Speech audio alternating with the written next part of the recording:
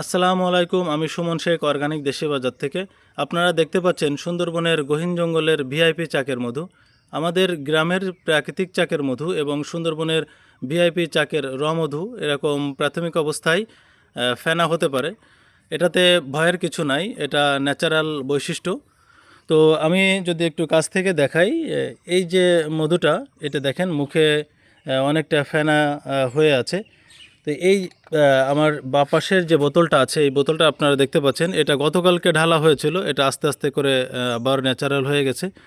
তো সুন্দরবনের চাকের র মধু এবং আমাদের গ্রামের গাছে যেটা পাওয়া যায় প্রাকৃতিক চাকের মধু, এটা প্রাথমিক অবস্থায় এরকম ফেনা বা গেজা হতে পারে এবং মুখটা খুলে দিলে হালকা স্প্রাইটের মতো শব্দ হতে পারে। এটাতে কোনো ভয়ের কিছু নাই, এটা ন্যাচারাল বৈশিষ্ট্য। সময়ের সাথে সাথে আবার এটা ঠিক হয়ে যাবে।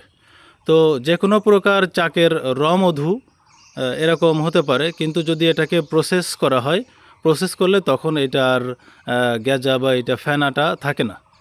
তো এই সকল বিষয় জেনে বুঝেই আপনাকে সুন্দরবনের চাকের মধু বা গ্রামের প্রাকৃতিক যে চাকের মধুটা আছে, এটা আপনাকে অর্ডার করতে হবে। তো যাদের সুন্দরবনের অরিজিনাল ভিআইপি চাকের র মধু প্রয়োজন, তারা আমাকে ইনবক্সে নক করতে পারেন। চাকসহ এবং চাক ছাড়া দুইটাই পাবেন। ধন্যবাদ। আসসালামু আলাইকুম।